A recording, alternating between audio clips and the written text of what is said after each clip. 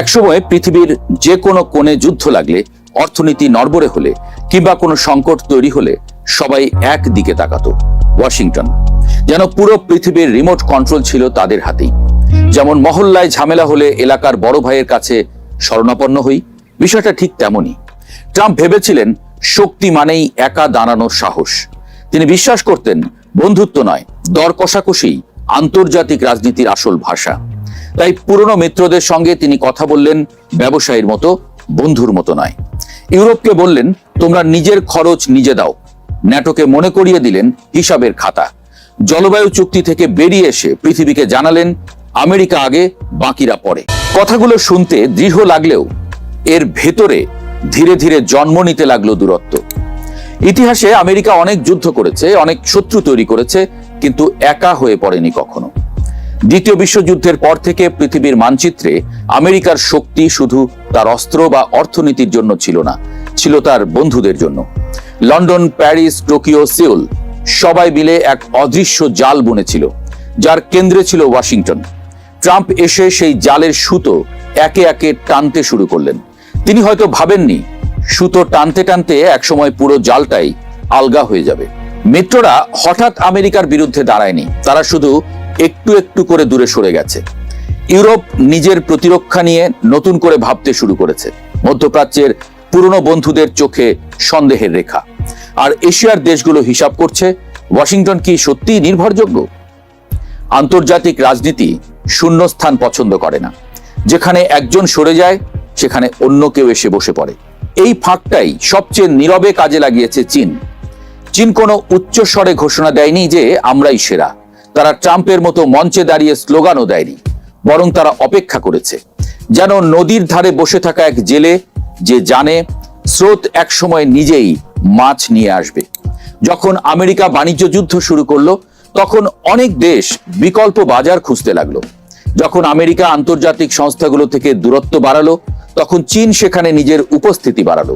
রাজনীতির ইতিহাসে বড় পরিবর্তনগুলো প্রায়ই যুদ্ধ দিয়ে নয়, বিশ্বাসের পরিবর্তন দিয়ে ঘটে। ট্রাম্প শক্তির প্রদর্শন করতে গিয়ে বিশ্বাসের জায়গাটাই নাড়িয়ে দিলেন।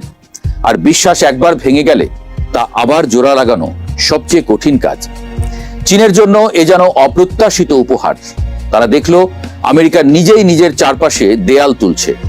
বিশ্বায়নের যে পথ আমেরিকা একসময় তৈরি করেছিল, সেই পথেই এখন চীন হাঁটছে নতুন নেতৃত্বের ভঙ্গিতে। আফ্রিকার বন্দর, এশিয়ার রেল লাইন, ইউরোপের বিনিয়োগ, সবখানে ধীরে ধীরে চীনের ছায়া লম্বা হচ্ছে। ট্রাম্প হয়তো চীনকে থামাতে চেয়েছিলেন, কিন্তু কখনো কখনো প্রতিপক্ষকে ঠেকাতে গিয়ে মানুষ অজান্তেই তার জন্য রাস্তা পরিষ্কার করে দেয়। এখানেই ইতিহাসের মজাটা।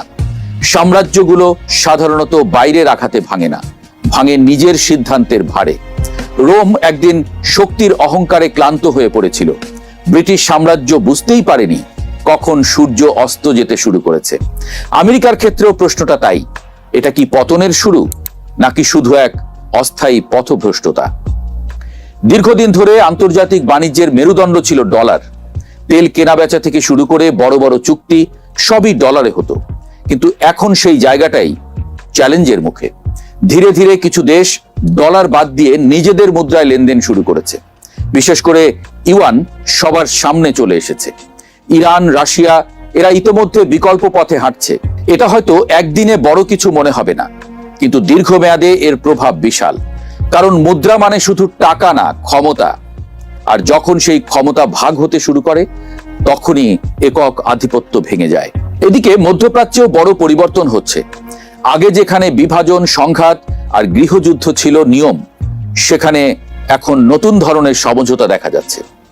যেসব দেশ একসময় একে অপরের শত্রু ছিল, তারাই এখন একই টেবিলে বসছে। এটা শুধু কূটনৈতিক ঘটনা না, বরং এক শক্তিশালী বার্তা। মেসেজটা খুব পরিষ্কার, আমরা নিজেরাই সমস্যার সমাধান করতে পারি। এবং এই জায়গাটাই আমেরিকার জন্য সবচেয়ে বড় ধাক্কা। কারণ এতদিন তারা ছিল মধ্যস্থতাকারী, নিয়ন্ত্রক, এমনকি অনেক ক্ষেত্রে খেলোয়াড়ও। কিন্তু এখন যদি সেই প্রয়োজনটাই কমে যায়, তাহলে তাদের প্রভাবও কমে যাবে নিশ্চিত। এখন প্রশ্ন আসতে পারে, তাহলে কি আমেরিকা শেষ? না, ব্যাপারটা অত সহজ না। আমেরিকা এখনো প্রযুক্তিতে অনেক এগিয়ে। কৃত্রিম বুদ্ধিমত্তা, মহাকাশ গবেষণা, সামরিক শক্তি সব জায়গাতেই তারা শীর্ষে। বড় বড় কোম্পানি এখনো সেখানে বিনিয়োগ করছে, অর্থনীতিও এখনো শক্তিশালী। কিন্তু সমস্যা অন্য জায়গায়। সমস্যা হলো বিশ্বাস।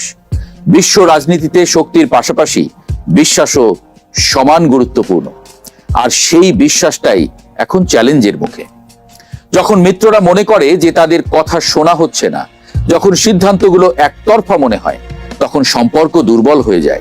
আর একবার যদি সেই বিশ্বাস ভেঙে যায়, সেটা ফিরিয়ে আনা খুব কঠিন।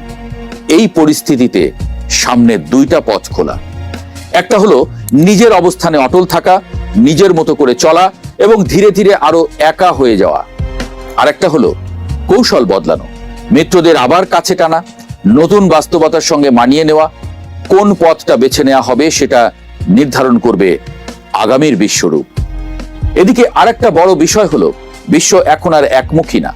আগে ছিল একমেরু বিশ্ব, যেখানে একটাই শক্তি সবকিছু নিয়ন্ত্রণ করত। এখন সেটা বদলে গিয়ে বহুমুখী হয়ে যাচ্ছে। এখন একাধিক শক্তি আছে। আমেরিকা, চীন, আঞ্চলিক জোট সবাই নিজের জায়গা তৈরি করছে। এটা একদিকে ঝুঁকিপূর্ণ, কারণ প্রতিযোগিতা বাড়ে।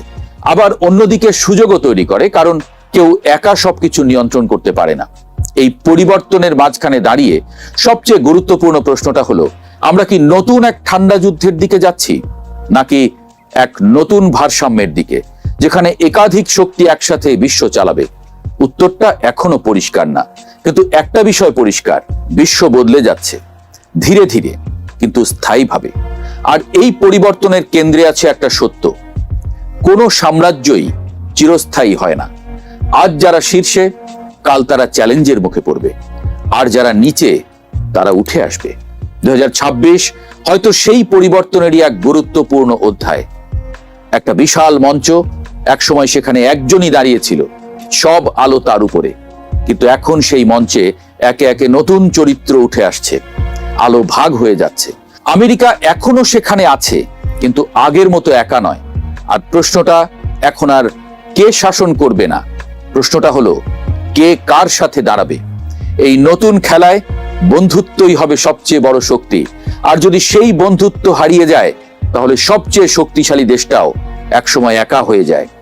এবং হয়তো আমরা এখন সেই গল্পটাই দেখতে শুরু করেছি।